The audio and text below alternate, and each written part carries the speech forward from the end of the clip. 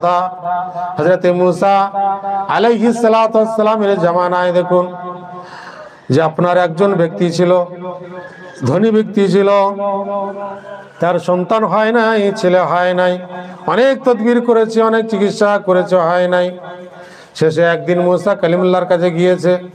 মুসা আলাইহিস সালাতু ওয়াস সালামের কাছে গিয়ে বলে, ও মুসা নবী, আপনি তো আল্লাহর সঙ্গে কালাম করেন, আল্লাহর সঙ্গে কথা বলেন, আল্লাহর কাছে আপনি কালাম করেন, কথা বলেন, আমার কথা একটু জিজ্ঞাসা করবেন, আমার কথা একটু জানবেন আল্লাহর কাছ থেকে।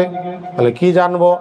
বলে আল্লাহকে জিজ্ঞাসা করবেন, আমার ভাগ্যে কি, আমার তকদির কি কোনো সন্তান নাই, কোনো কি ছেলে নাই?